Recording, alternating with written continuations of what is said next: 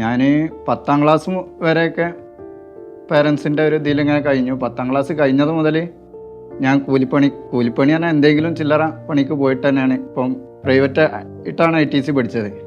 അന്ന് 30,000 രൂപ എങ്ങാണ്ട് ഫീസ് വന്നിട്ടുണ്ട്. അന്ന് ഞാൻ നാട്ടിൽ ചാലിയാർ പുഴയുള്ളതുകൊണ്ട് മണൽ വാരാൻ പോവാം. രാവിലെ മണൽ വാരാൻ പോയിട്ടാണ് നമ്മൾ ഇതിന് ക്ലാസ്സിന് പോവുക. കുടുംബം നോക്കൽ നിർബന്ധമാണല്ലോ. ഉമ്മ ഉണ്ട്, ഉപ്പ ഉണ്ട്. ഓൾക്ക് വാപ്പാക്ക് ചെറുപ്പം മുതലേ, എൻ്റെ ചെറുപ്പത്തിലെ ഉപ്പാക്ക് അസുഖങ്ങളും ഓരോ കാര്യങ്ങളൊക്കെയാണ്. കൃഷിയൊക്കെ ആയിട്ടാണ് ഞങ്ങൾ നോക്കി. ഞങ്ങൾ 8 മക്കളുണ്ട്. 8 മക്കളിൽ 8ാമത്തെ ആളാണ് ഞാൻ. അങ്ങനെ മാരേജ് ആയി. അതിനുശേഷം ഏകദേശം 1 വർഷം കഴിഞ്ഞ് പിന്നെ ഡെലിവറിൻ്റെ സമയമൊക്കെ ആയപ്പോൾ എനിക്ക് ഞാൻ ഡെയിലി പോയി വരിക ചെയ്യാം. ഡെയിലി അല്ല, ആഴ്ചയിൽ പോയി വരും. അങ്ങനെ പോയി വരുന്ന സമയത്ത് ബൈക്ക് ആക്സിഡൻ്റ് ആയി. അതോടുകൂടി ആ പരിപാടി നിർത്തി. പിന്നെ ഞാനും ഒരു സുഹൃത്തും, IT കഴിഞ്ഞ ഒരു സുഹൃത്തും ഒരുമിച്ചൊരു ഓഫീസിട്ട് വർക്കുകളൊക്കെ കുഴപ്പമില്ലാതെ അങ്ങനെ നടക്കുന്നുണ്ട്. അപ്പം വല്ലാതെ ലാഭമൊന്നുമില്ല. അപ്പം ചിലവിനും ഒക്കെ ടൈറ്റ്. നമുക്കറിയാലോ നമ്മളെ ഫീൽഡ്. ആദ്യം ഓഫീസ് പോയ സമയത്ത് 10 രൂപ, അത് 2013 10 രൂപയൊക്കെ കിട്ടും. ഓഫീസ് ഇടാൻ കുറേ പൈസയൊക്കെ ചിലവായി. അതിൻ്റെ ഒരു ബെനിഫിറ്റൊന്നും അതുകൊണ്ട് കിട്ടിയതുമില്ല. ലാസ്റ്റ് കൂലിപ്പണിക്കാണ്ട് ഇറങ്ങി. കൂലിപ്പണിക്ക് ഇറങ്ങിയാൽ 1000 രൂപ കൂലി കിട്ടും. മറ്റേത് ഒരു മാസം എങ്ങനെ ആയാലും 10 രൂപ 12 രൂപയൊക്കെ വെക്കണുള്ളൂ. അതിൽ തന്നെ ചിലത് കടങ്ങളോ അങ്ങനെ ഇങ്ങനെയൊക്കെ ആയിട്ട് ഇങ്ങനെ പോകണേ. കൂലിപ്പണിക്ക് പോയാൽ രാവിലെ പോയാൽ വൈകുന്നേരം ആകുമ്പോൾ പൈസ കയ്യിൽ കിട്ടും. അങ്ങനെ കാരണം കുടുംബം നോക്കാതിരിക്കാൻ പറ്റില്ലല്ലോ. മക്കളായി സിവിലാണ്, IT ആണ് പറഞ്ഞിട്ട് കാര്യമില്ല. നമുക്ക് ജീവിക്കാൻ ഒരു മാർഗ്ഗമില്ലാത്ത അവസ്ഥ വന്നാൽ നമ്മൾ കൂലിപ്പണി മോശമുള്ള പണിയൊന്നായിട്ട് എനിക്ക് തോന്നിയിട്ടില്ല. കാരണം എൻ്റെ ജീവിതത്തിൽ എനിക്ക് ഇത്രയും നല്ലൊരു വീട് വെക്കാനും കുടുംബം പോറ്റാനും കഴിഞ്ഞ ഈ കൂലിപ്പണി കൊണ്ട് മാത്രമാണ്.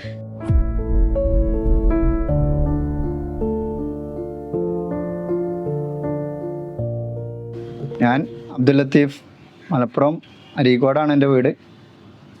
ഞാൻ IT ആണ്. 2012 ITI പാസ് ഔട്ടാണ്.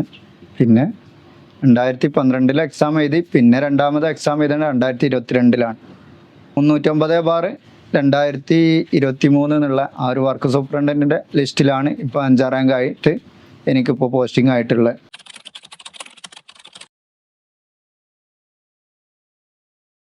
പ്രിപ്പയർ ചെയ്തുകൊണ്ട് ഇരിക്കുന്ന സമയത്താണ് നമ്മൾ PWD എക്സാം വരുന്നത്. ആ എക്സാം നല്ല രീതിയിൽ 2 മാസം ലീവ് എടുത്ത് തന്നെ പഠിച്ച്, പക്ഷേ ക്രാക്ക് ചെയ്യാൻ പറ്റിയില്ല. കാരണം അത് ഒരുപാട് പ്രതീക്ഷിച്ച എക്സാമാണ്. അത് കിട്ടും എന്നുള്ളൊരു വിശ്വാസം ഉണ്ടായിരുന്നു. പക്ഷേ അതിൽ പരാജയപ്പെട്ട്. പക്ഷേ എങ്കിലും അതോടുകൂടി നിർത്തിയില്ല. പിന്നെയും എനിക്കിത് പറ്റും എന്നുള്ളൊരു ചിന്ത, എന്നെക്കൊണ്ട് ഇത് സാധിക്കും എന്നുള്ളൊരു ഉറച്ച വിശ്വാസം ഉള്ളതുകൊണ്ട് ഞാൻ നിരന്തരം പരിശ്രമിച്ചുകൊണ്ടിരുന്നു. അതുകൊണ്ട് ഇപ്പം ഇന്ന് ഇങ്ങനെ ഒരു വർക്ക് സൂപ്രണ്ടിൻ്റെ ലിസ്റ്റിൽ അഡ്വൈസ് 5ാം റാങ്ക് കിട്ടി. ഇപ്പോൾ അഡ്വൈസ് കിട്ടി ജോയിൻ ചെയ്യാൻ വേണ്ടിയിട്ട് നിൽക്കുകയാണ്. എല്ലാവരും ഒരുവിധം ഒപ്പം അവിടെ ഓഫ്ലൈനിലുള്ളതാണെങ്കിലും ഇവിടെ ഓൺലൈനിൽ പരിചയമുള്ളവർ ഒരുവിധ ആൾക്കാരൊക്കെ നിർത്തി ആ ഒരു എക്സാമോടുകൂടെ.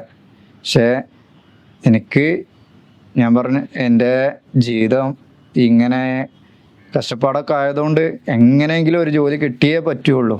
അപ്പം ഈ എക്സാമിൽ ഞാൻ ഫ്ലോപ്പായി. പക്ഷേ എങ്കിലും തിരിച്ച് വന്നേ പറ്റുള്ളൂ എന്ന് എനിക്കറിയാമായിരുന്നു. അതുകൊണ്ട് മാക്സിമം വീണ്ടും ഈ പഠിച്ചതാണ് ഏറ്റവും മുതൽ ഈ എക്സാമിന് വേണ്ടി ഈ ലീവ് എടുത്ത് 2 മാസത്തോളം ആ ഒരു നല്ലോണം കഷ്ടപ്പെട്ട് പഠിച്ചിരുന്നു. പക്ഷെ ആ എക്സാമിൽ കിട്ടിയില്ലെങ്കിലും ആ പഠിച്ചതാണ് എനിക്ക് പിന്നീട് അങ്ങോട്ട് ഉള്ള എക്സാമിൽ ഏറ്റവും മുതൽക്കൂട്ടായത്.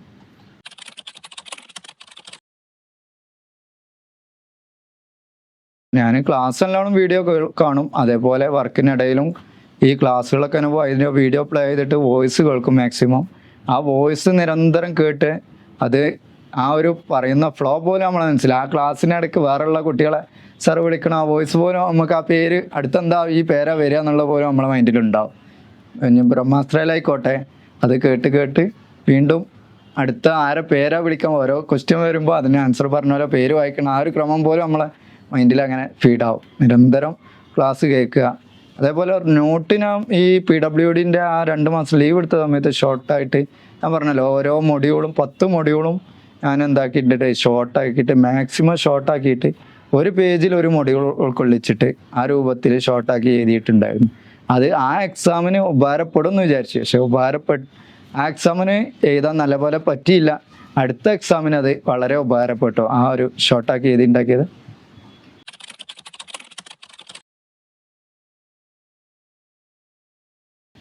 വീട്ടുകാരൊക്കെ നല്ല സപ്പോർട്ടീവായിരുന്നു. വൈഫാണെങ്കിലും ഉമ്മയും ഉപ്പയൊക്കെ ആണെങ്കിലും എല്ലാവരും കുടുംബത്തിലുള്ള എല്ലാവരും ആരും നമ്മളെ എതിർത്തിട്ടൊന്നുമില്ല. കാരണം നമ്മളെല്ലാ കാര്യങ്ങളും ചെയ്യേണ്ട കാര്യങ്ങൾ നമ്മളെ ഉത്തരവാദിത്തങ്ങളൊക്കെ നിറവേറ്റിയിട്ടാണല്ലോ നമ്മൾ പഠിക്കുക. അല്ലാതെ നമ്മൾ വേറെയുള്ള ഒന്നും പെൻഡിങ് വെച്ചിട്ടോ അങ്ങനെ, കാരണം നമ്മൾ പകൽ ഫുള്ള് പണിക്ക് പോയിട്ടൊക്കെയാണ് നമ്മളിത് കൊണ്ടുനടക്കണം. അപ്പം ഒരാൾക്കും ഒരു ബുദ്ധിമുട്ടും നമ്മൾ വരുത്തണില്ല. അപ്പോൾ പിന്നെ ഒരു കുറവും വരുത്തുന്നില്ല. എങ്കിൽ പോലും വൈഫിൻ്റെ ഒക്കെ സപ്പോർട്ട് നല്ല രീതിയിൽ കിട്ടിയിട്ടുണ്ട്.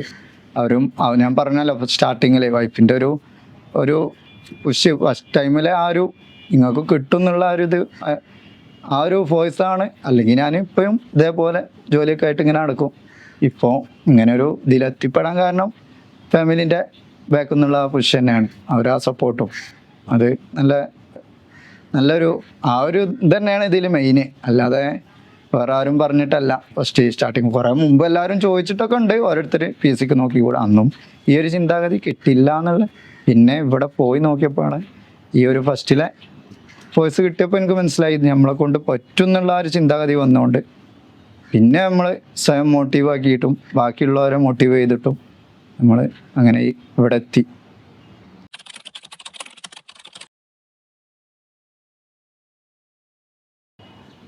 ഫാമിലി ഒക്കെ ഉണ്ടാകുമ്പോൾ എന്തായാലും ചിലവുണ്ടല്ലോ. 4 മക്കളുണ്ട്, കുടുംബമൊക്കെ നോക്കണം. അപ്പം അതിൻ്റെ ബുദ്ധിമുട്ടുണ്ട്. ആ ഒരു ബുദ്ധിമുട്ട് തന്നെയാണല്ലോ ഈ പഠിക്കാനുള്ള മോട്ടിവേഷൻ. കുറച്ച് പ്രശ്നങ്ങളില്ലാത്തവന് ഇത് സ്വർഗം എന്ന് പറഞ്ഞാൽ എടുക്കാം. അപ്പം ഇത് കുറച്ച് പ്രശ്നങ്ങളൊക്കെ ഉള്ളതുകൊണ്ട് എന്തായാലും ഈ വെയിലും കൊണ്ടിട്ട് ഇനി മുന്നോട്ട് പോകാനുള്ള ബുദ്ധിമുട്ടും കൂടെ വന്നുകൊണ്ട് അപ്പോൾ പിന്നെ ഇതെന്തായാലും പഠിച്ചേ പറ്റൂ. അപ്പോൾ ഈ ഒരു തുച്ഛമായ ഇതിൽ പിന്നെ ഇത് സേഫ് അല്ലല്ലോ. പ്രൈവറ്റ് എന്നും വർക്കിന് പോകാന്ന് പറഞ്ഞാൽ അതൊരു സേഫ് അല്ല. നമുക്ക് എത്ര കാലം പോകാൻ പറ്റും. അപ്പം ഈ ഒരു സർക്കാർ ഉദ്യോഗം കിട്ടിക്കഴിഞ്ഞാൽ നല്ലതാണ്.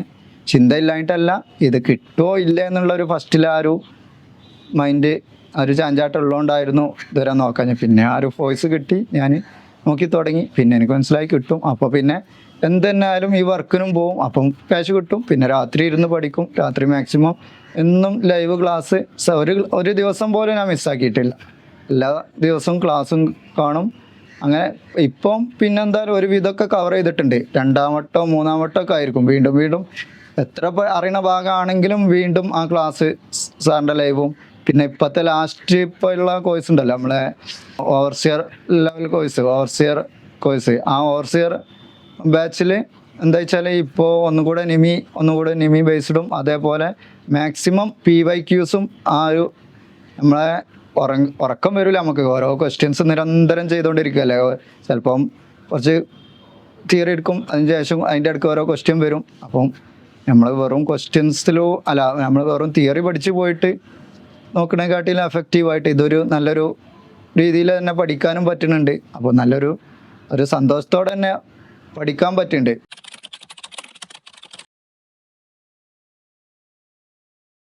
രണ്ടായിരത്തി 2012 ആ എക്സാം ചെയ്ത സമയത്ത് ഞാൻ അതന്നെ എൻ്റെ മനസ്സിൽ വന്ന ഒരേ കാര്യം ചോദിച്ചത്.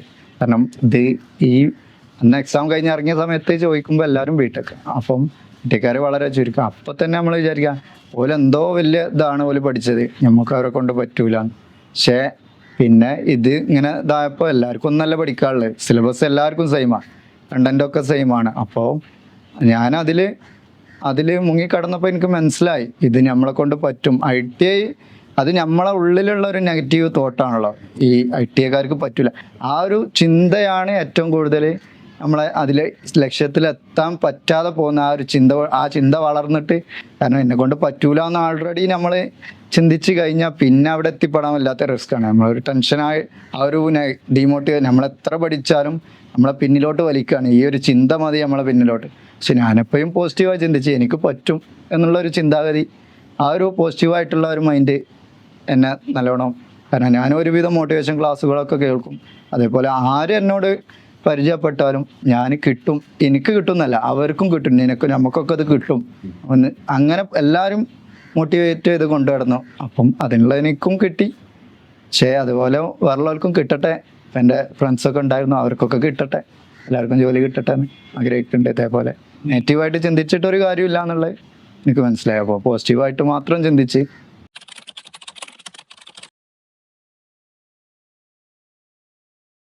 തീർച്ചയായും നമ്മളെ ലൈവ് ഇവൻറ്റ്സ് ഒക്കെ എന്ന് പറഞ്ഞാൽ വിൻസെൻ്ററിൽ അത്രയും ആത്മാർത്ഥമായിട്ടാണ് നമ്മളെ സന്തോഷ് സാറിൻ്റെ ക്ലാസ്സുകളൊക്കെ എനിക്ക്. കാരണം നമ്മൾ ഇത് ഒരിക്കലും പഠിക്കാതെ പോകില്ല. കാരണം സാർ അത്രയും നമ്മളോട് ഫോഴ്സ് ചെയ്യിപ്പിച്ചിട്ടാണ് നമ്മളാ പഠിച്ചു പോകും ഓട്ടോമാറ്റിക്. ആ രീതിയിലാണ് സാറ് നമ്മളെ ഫോഴ്സ് ചെയ്യുന്നത്. നമ്മളെ അത്രയും നല്ല രീതിയിൽ സാറ് ഓരോ ഭാഗങ്ങളും സാറ് തന്നെ ഇരുന്നിട്ട് ക്വസ്റ്റ്യൻ പ്രിപ്പയർ ചെയ്തിട്ടാണ്. കാരണം നമ്മൾ ഏതെങ്കിലും ഒരു ഭാഗം വിട്ടിട്ടുണ്ടെങ്കിൽ സാർ ആ ഭാഗത്തുനിന്ന് ചോദിക്കുന്നുള്ളതുകൊണ്ട് നമ്മൾ നിമി ബേസ്ഡ് ആയിട്ടും സാറ് ഡെയിലി ഓരോ ഭാഗങ്ങൾ പോർഷൻസ് പറഞ്ഞിട്ടാണല്ലോ സാർ ക്വസ്റ്റ്യൻ ഓരോ ലൈവ് ഇവൻറ്റിലും. അതും ഫ്രീ ആയിട്ടാണ് എല്ലാവർക്കും കിട്ടുന്നുണ്ട് എങ്കിൽ പോലും നമ്മളോട് ആ ഭാഗം പറയുമ്പോൾ നമ്മളത് പഠിച്ചു വരുന്നതുകൊണ്ട് നല്ല രീതിയിൽ എഫക്റ്റീവായിട്ടുണ്ട്. അത് ഒരു എക്സാമിനല്ല, പിന്നീട് വന്ന എല്ലാ എക്സാമുകൾക്കും ഇപ്പോൾ ഒരു 4 ലിസ്റ്റിലും എനിക്ക് വരാൻ പറ്റിയത് ഈ ഒരു സാറിൻ്റെ പിന്നാലെ. സാറ് ഏത് കോഴ്സ് എടുക്കുന്നുണ്ടോ, ഇല്ല ഫ്രീ ആയിട്ടോ യൂട്യൂബിലോ എവിടെ കൊടുക്കുന്നുണ്ടോ ഒരു കോഴ്സും ഒരു ക്ലാസ്സും ഞാൻ മിസ്സാക്കാറില്ല. എല്ലാം ഞാൻ കേൾക്കും. അത് ചിലപ്പോൾ ലൈവിൽ കേൾക്കാൻ പറ്റാത്തത് ഒന്ന് സ്പീഡിൽ അടിച്ചിട്ടിട്ടാണെങ്കിലും ഞാനത് കണ്ട് തീർക്കും. എന്നാണെങ്കിലും ഇന്നേവരെയുള്ള ഡേറ്റ് ഇട്ട് എഴുതി വെച്ചിട്ട് എല്ലാ ദിവസവും ക്ലാസ് ഞാൻ ടിക്കറ്റ് എഴുതി കണ്ട് തീർക്കാറുണ്ട്. അതിൽ നിന്ന് എക്സ്ട്രാ കിട്ടുന്ന പോയിൻറ്റ്സ് സെപ്പറേറ്റ് മാറ്റി എഴുതിയെടുക്കും. അല്ലെങ്കിൽ വാട്സപ്പിലോട്ട് ഒരു ഇതിൽ വോയിസ് ആക്കിയിട്ടോ അല്ലെങ്കിൽ ടെക്സ്റ്റ് ആക്കിയിട്ടോ മാറ്റി വെക്കും. അങ്ങനെയൊക്കെ ചെയ്യാറുണ്ട്.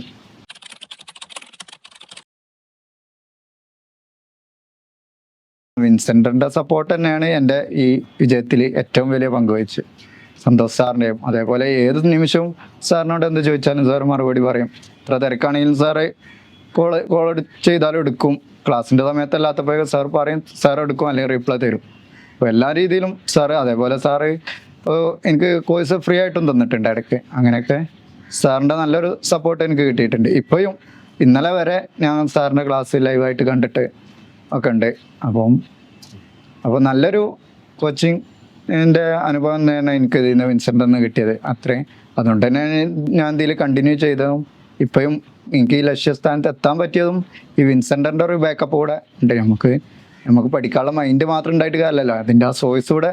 പിന്നെ ആ ഒരു MCQ, പിന്നെ ഈ കൂടുതൽ ഈ MCQ സബ്ജക്റ്റ് PYQ അല്ല, PYQനെക്കാട്ടിലും കൂടുതൽ PYQ പിന്നെ എല്ലാവർക്കും കിട്ടുമല്ലോ. അപ്പോൾ ഓരോ സബ്ജക്റ്റിൽ ഈ MCQ ബേസ് ഉണ്ടല്ലോ നമ്മളെ വിൻസെൻ്റർ ബണ്ടിലിനകത്ത്. ആ ഒരു MCQ എല്ലാ സബ്ജക്റ്റിലും മാക്സിമം ഡീപ്പായിട്ട് പഠിക്കാവുന്ന രീതി ആ MCQ തന്നെ ഒരുവിധം സെറ്റ് ചെയ്താൽ ഒരു പ്രാവശ്യം ഈ നമ്മളെ തിയറി പോർഷൻസൊക്കെ ഒന്ന് കവർ ചെയ്ത ഒരാൾക്ക് ഈ MCQയിലൂടെ ഒന്ന് മാക്സിമം കവർ ചെയ്ത് പോയാൽ ഒരുവിധം ഒരു 90% എന്തായാലും മാർക്ക് സ്കോർ ചെയ്യാൻ പറ്റും. പിന്നെ എന്തെങ്കിലും എക്സ്ട്രാ ക്വസ്റ്റ്യൻസ് പുറമെന്ന് വന്നെങ്കിലേ ഉള്ളൂ. അപ്പോൾ അതേപോലെ ഈ MCQ നിരന്തരം ചെയ്ത് ഒരുവിധം നല്ല ഒരു ലെവലിലെത്താൻ പറ്റും. അങ്ങനെ എനിക്ക് പറ്റിയത് ഏറ്റവും കൂടുതൽ മാക്സിമം MCQ ഞാൻ മിസ്സാക്കിയിട്ടില്ല. മാക്സിമം ചെയ്തതും അതിൽ വരുന്ന ഓരോ ക്വസ്റ്റ്യൻസ് എനിക്ക് തെറ്റിപ്പോകുന്നതും അതിൽ ബുക്ക് മാർക്ക് ചെയ്തിട്ട് വീണ്ടും നോക്കിയിട്ടൊക്കെയാണ് നല്ല ഒരു എഫക്റ്റായിട്ട് എനിക്ക് തോന്നി ഈ MCQസും. പിന്നെ അതേപോലെ അതിൽ തന്നെ PYQ നമുക്ക് ചെയ്യാനുള്ള ഓപ്ഷൻ ഉണ്ട്. എല്ലാ ഓപ്ഷൻസും ഒരുപാട്. പിന്നെ അതേപോലെ ഡൗട്ട് ക്ലിയറൻസ് സെക്ഷൻ ഉണ്ട്. നമുക്ക് എന്ത് ഡൗട്ട് ഉണ്ടെങ്കിലും നമ്മൾ ആ ഡൗട്ട്സിൽ ഇട്ട് കഴിഞ്ഞാൽ നമുക്ക് അതിൻ്റെ കറക്റ്റായിട്ടുള്ള റെഫറൻസ് അതിൻ്റെ ആൻസർ നമുക്ക് തരുന്നത് വലിയൊരു ഉപകാരമാണ്. നമ്മൾ പുറമെന്ന് വേറെ ആരോടെങ്കിലും ചോദിച്ചു കഴിഞ്ഞാൽ നമുക്ക് ഒന്നില്ലെങ്കിൽ ഗൂഗിളായിരിക്കും, അവർ ഗൂഗിൾ നോക്കിയിട്ട് പറഞ്ഞുതരും. അപ്പോൾ നമുക്ക് അത് വിശ്വസിക്കാൻ പറ്റില്ല. അപ്പം നമ്മൾ ഇതിലിട്ട് 24 മണിക്കൂറിനുള്ള റീപ്ലൈ കിട്ടുന്നതുകൊണ്ട് അത് നല്ലൊരു എഫക്റ്റീവാണ് നമുക്ക്.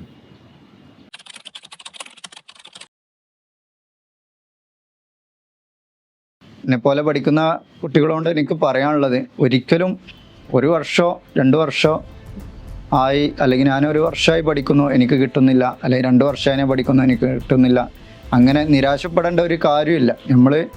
നമുക്കൊരു ലക്ഷ്യമുണ്ടെങ്കിൽ നമ്മൾ അവിടെ എത്തിയിരിക്കും. എന്തായാലും നിരന്തരം പരിശ്രമിച്ചുകൊണ്ടേ ഇരിക്കുക. കുറേ പരാജയങ്ങളും എല്ലാം നമുക്ക് വന്നുകൊണ്ടിരിക്കും. ഓരോ പരാജയപ്പെടുമ്പോഴും അവിടെ വീണെടുത്ത് കിടക്കാതെ വീണ്ടും വീണ്ടും പരിശ്രമിച്ചുകൊണ്ടിരിക്കുക. എന്തായാലും ഇന്നല്ലെങ്കിൽ നാളെ നമ്മൾ ആ ലക്ഷ്യത്തിലെത്തിയിരിക്കും. കാരണം ഞാനും ഒരുപാട് പരാജയങ്ങളും പ്രശ്നങ്ങളൊക്കെ അഭിമുഖീകരിച്ചിട്ട് തന്നെയാണ് ഇവിടെ എത്തിയത്. എനിക്കിങ്ങനെ എത്താൻ സാധിച്ചിട്ടുണ്ടെങ്കിൽ നിങ്ങൾക്കൊക്കെ തീർച്ചയായിട്ടും നല്ലൊരു പൊസിഷനിൽ എത്താൻ പറ്റും എന്ന പൂർണ്ണ വിശ്വാസം എനിക്കുണ്ട്.